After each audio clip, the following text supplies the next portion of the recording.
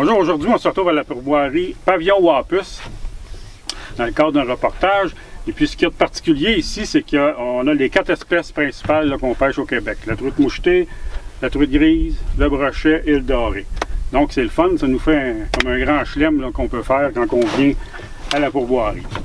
Évidemment, comme vous avez pu voir dans les images là, du reportage, on a réussi à faire les 4 espèces, et puis c'est ça qui est le fun. Aujourd'hui, c'était notre dernière journée du séjour, et puis bon, on s'est amusé au brochet.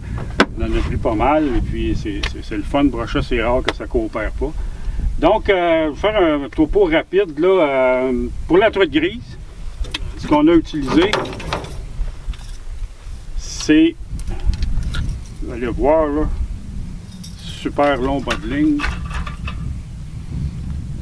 Moi, ce que j'aime beaucoup utiliser, c'est les gratteurs de fond. Le bas de ligne est immense aussi. Donc, j'aime bien utiliser des gratteurs de fond. Celui-là, c'est un 2 onces, mais j'y ai rajouté 3 plombs après la tige.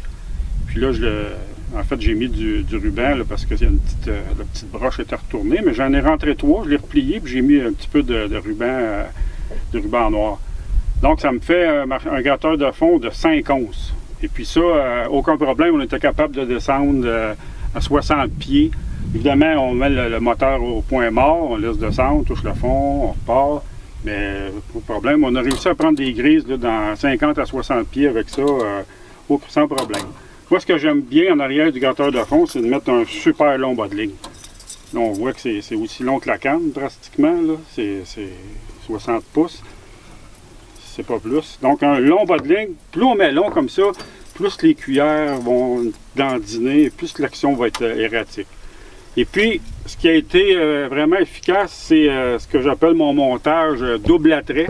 Donc, 2 cuillères, une en arrière de l'autre. Ça fait une action incroyable. Là, les 2 cuillères gigotent. Et puis, c'est ça qui a permis de prendre les grises lors du voyage. Donc, 2 Tin Fish de William, c'est excellent. Ici, je pense que c'était des 2 petites Sutton, mais les 2 sont efficaces. C'est des cuillères très très légères, donc ça flotte dans l'eau et puis ça fait vraiment une action très erratique. Et puis donc ça a été très efficace à la grille. Pour le brochet, c'est assez simple, là, on a utilisé des grosses cuillères ondulantes, comme ici la Whitefish de William. Celui-là, c'est simplement argenté, ça a été très bon.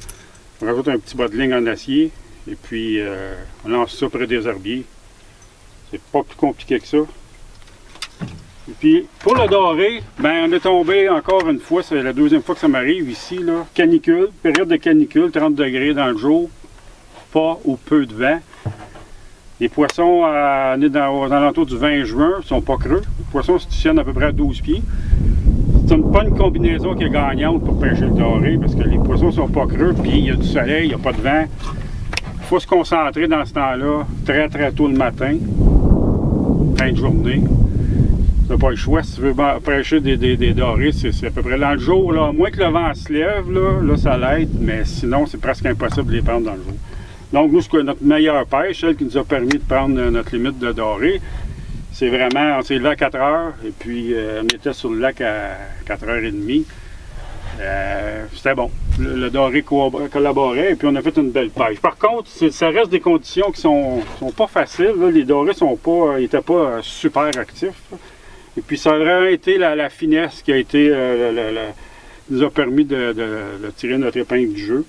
Canne extra légère, extra sensible, super fil tressé, un petit bout de fluorocarbone comme bas de ligne. Et puis, petite tête de jig, 1/8. Celle-là a touché le fond souvent. L'origine était orangée. Et puis, c'était vraiment 1/8 parce que mon père il pêchait avec plus gros et puis ça ne fonctionnait pas. Puis ça prenait vraiment des 1/8. Donc, petit corps qui émite un petit méné, en plastique souple. Ça, c'est les petits corps des Power Minnow de Berkeley. Couleur naturelle. Ça, c'était très efficace. Pêcher doucement. Souvent, on faisait juste sentir à peine. On ne prend pas de chance, on fait, puis si on ne fait pas, on le manque. Parce qu'il faut, à la minute qu'on pense qu'on a un petit coup, il faut ferrer. Donc, quand on arrive chez Wapus et que ça mord en fou, on peut utiliser des techniques un peu plus variées. Et puis, c'est sûr que ceux qui sont friands de représentation avec des appâts naturels, les sangsues, les vers, doucement près du fond, c'est très très bon. Quand c'est difficile, c'est sûr que ça ne nuit pas là, du naturel. Mais une petite présentation fine comme ça, avec un petit mini plastique soupe, on tire sur une épingle du jeu à peu près en toute situation. Donc ça fait le tour. Il y a la truite mouchetée. J'ai pas, malheureusement, pour faire le petit clip, je n'ai pas amené les leurres là, pour vous le montrer. Je vais vous le montrer par contre dans le petit vidéo. Mais grosso modo, on a pêché avec une cuillère de type deep, là, les light clear de type deep, qui sont plus pesantes. Parce que c'est quand même l'été, les poissons étaient rendus à peu près à une douzaine de pieds, je dirais. 12-15 pieds quand même. Bas de ligne, assez long quand même, là, à peu près 36 pouces. Et puis, petite présentation avec corps de plastique soupe, imitation de nymphe. Et puis, c'était très efficace. Évidemment, les vers ça aurait été bon, là, mais moi, j'aime bien y aller avec des leurres de plastique soupe. C'est pratiquement aussi efficace.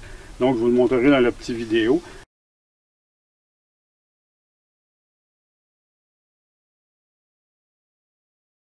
Mais ça fait le tour là, de nos différents leurres qu'on a utilisés durant le reportage. Et puis, je vous invite à venir essayer la pourvoirie Wapus. C'est super le fun.